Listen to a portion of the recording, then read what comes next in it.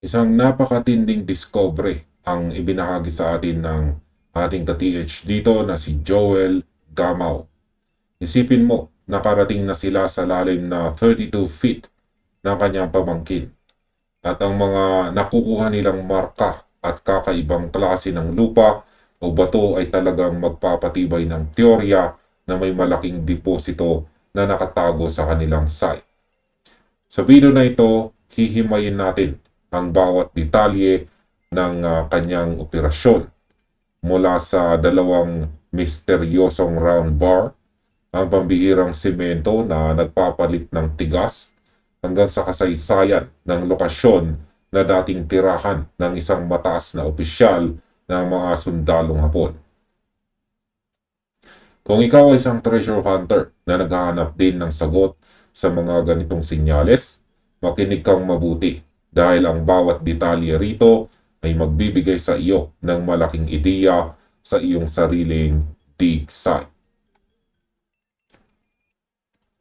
Ngayon ay magsimula tayo sa unang importanteng marka na kanilang nakuha sa lalim na 10 feet. Nakahukay sila ng dalawang round bar na may kapal na 1 pulgada o 1 inch. Ang isa ay may haba na 12 inches at ang isa naman ay may haba na 16 inches. Nakahiga ang mga ito magkatabi at direktang nakaturo sa direksyong east o silangan, habang nakapatong sa isang semento na may kapal na 4 inches. Sa aking sariling pagbasa sa ganitong sitwasyon, hindi ito basta-basta basurang bakal na naiwan lang doon. Ito ay isang malinaw na pointer o gabay na ginawa ng mga sundalong Hapon. Ang pagturo ng dalawang bakal sa direksyong east ay isang direktang utos kung saan patungo ang tunnel o ang mismong deposito. Ibig sabihin, ang tinutumbok ng inyong hukay o ang kasunod na silid ay nasa silangang bahagi ng inyong shaft. Bakit magkaiba ang haba?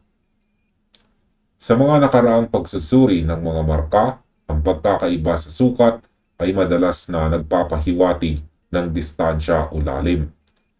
Maaaring ito ay nangangahulugan na mula sa puntong iyon, may kailangan kayong tahakin na 12 talampakan or 12 feet o 16 feet pahalang o pababa upang marating ang susunod na bahagi ng deposito o isa pang marka.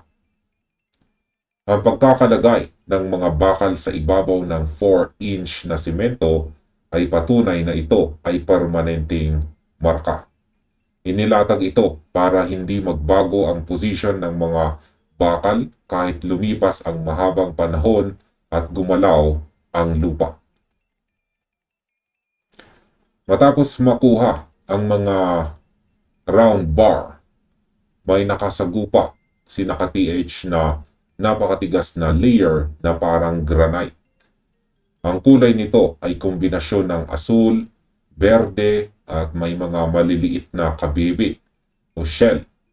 Sobrang tigas nito na naging dahilan para mabaluktot o masira ang maraming moil o pait na ginagamit nila sa paghuhukay.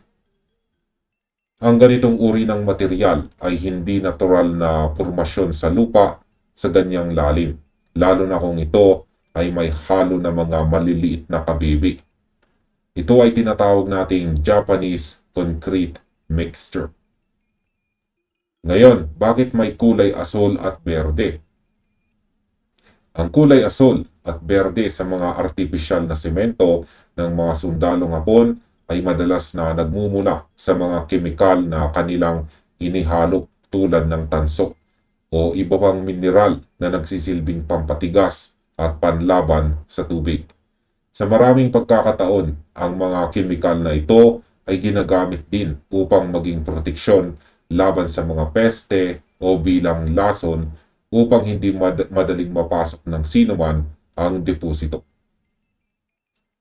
Ang pagpapakulo o pagkahalo ng mga durog na kabebe apog at buhangin mula sa dagat ay isang kilalang paraan noon upang makabuo ng isang uri ng semento na mas matigas pa sa ordinaryong semento.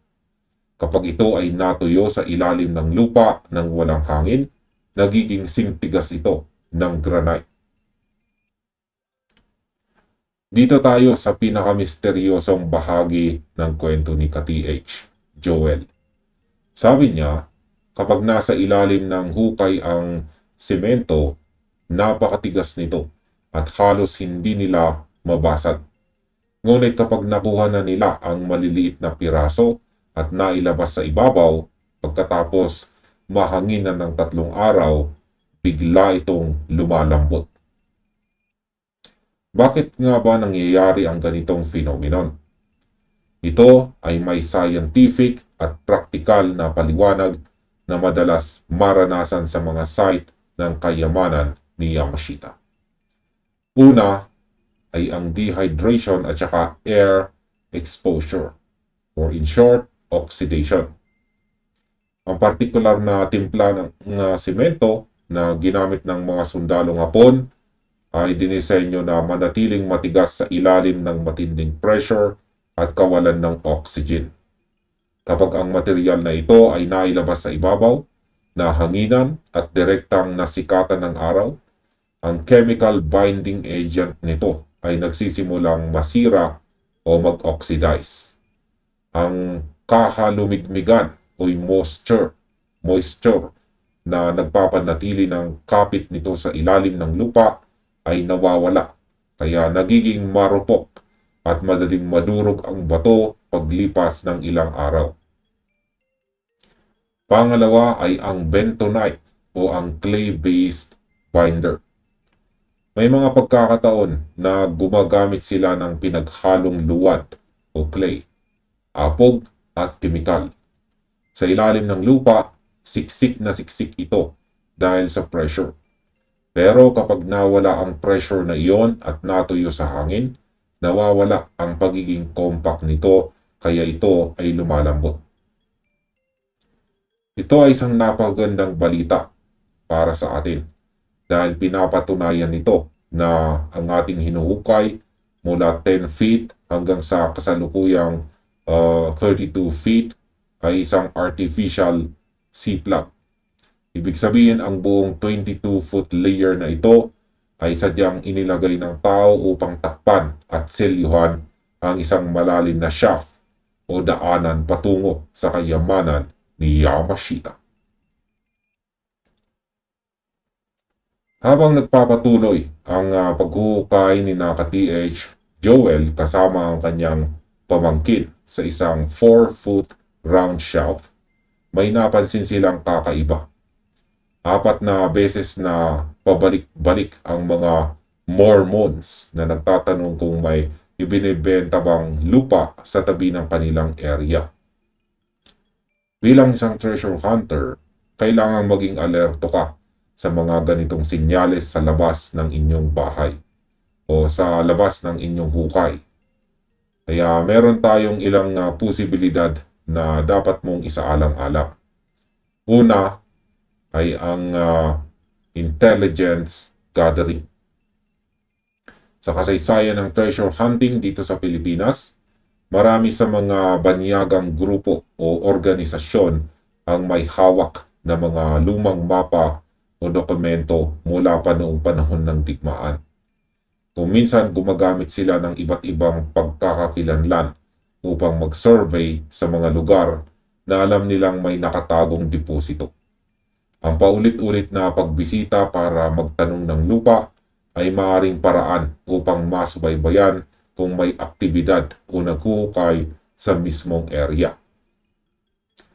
Pangalawa, seguridad ng inyong site. Dahil dalawa lamang kayo ng iyong pamangkin na nagtatrabaho, ay ka-TH Joel, napakahalaga na panatilihing lihim o low-key ang inyong operasyon. Huwag magpapakita ng anumang nakuha ninyong marka sa mga taong nagtatanong-tanong sa paligid. Ang seguridad ninyo ang pinakamahalaga. Ngayon, isa sa pinakamalakas na basihan kung bakit mataas ang potensyal ng inyong site, ka-TH Joel, ay ang kasaysayan nito. Ayon kay ka-TH Joel, ang lupang kanilang hinuhukay ay dating tinitirahan ng isang general na Hapon na nagkaasawa ng isang Pinay. Ang lupang ito ay formal na nabili ng kanyang kapatid, kaya malaya silang nakakapag-operate ngayon. Ang mga matataas na opisyal tulad ng mga general ng mga sundalong Hapon ang may direktang kontrol sa pagtatago ng mga malalaking deposito ng kayamanan ni Yamashita. Sila ang may kakayahang mag-utos ng mga sundalo upang gumawa ng malalalim na shaft, maglatag ng matitigas na semento at gumawa ng mga komplikadong marka. Karaniwang taktika ng mga opisyal na Hapon na ibaon ang kanilang mga personal na deposito o kaya ay ang mga nakatalagang unit ng kayamanan malapit sa kanilang mga naging kampo, tirahan o headquarters upang madali nila itong mabantayan at mabalikan kapag natapos na ang digmaan. Dahil dito napakalaki ng tsansa na ang hinuukay ni ka-TH ay ang mismong main shaft patungo sa kanilang itinagong deposito. At ngayon, dahil nasa 30 feet na kayo ka-TH Joel at patuloy pa rin ang paghuhukay sa parehong kulay ng bato, yan ay ang blue-green shell mixture. Narito ang aking mga personal na payo para sa inyong susunod na hakbang. Una, mag-ingat sa mapanganib na gas. Dahil ang sementong hinuhukay ninyo ay may kakaibang kulay, blue at green, nagpapahiwatig ng mga kemikal ang mga yan at dinisenyo ito upang silyuhan ang ilalim. Kaya mag-ingat sa mga nakakulong na gas o toxic compounds habang lumalalim kayo. Gumamit ng simpleng blower o air ventilation system upang magdala ng sariwang hangin sa ilalim ng inyong 4-foot shaft. Pangalawa, suriin ang direksyon ng round bar. Dahil ang mga bakal sa 10 feet ay nakaturo sa east, subukan ninyong pag-aralan kung ang inyong vertical shaft o pababang hukay ay kailangan ng lagyan ng lateral tunnel o pahalang na hukay patungong east. Kung umabot na kayo sa 32 feet at napansin yung tila walang katapusan ang matigas na semento, maaaring lumampas na kayo sa tamang kanto kung saan dapat kayong kumunas o maghukay pahalang patungo sa direksyong itinuro ng dalawang round bar. At ang pangatlo ay panatilihin ang lihim na operasyon. Iwasang magkwento sa mga kapitbahay o sa mga estrangherong nagtatanong sa inyong paligid. Ang tagumpay sa treasure hunting ay nakasalalay sa tahimik at ligtas na pagtatrabaho. Kaya ipagpatuloy ang inyong tiyaga, ka-TH Joel, dahil ang inyong mga nakuha ay hindi natural na gawa ng kalikasan. Ito ay gawa ng tao at ito ay gawa ng mga sundalong Hapon upang protektahan ang isang napakahalagang bagay sa ilalim. At dito na nagtatapos ang video na ito, mga ka-TH. Maraming salamat sa panonood at happy treasure hunting sa inyong lahat.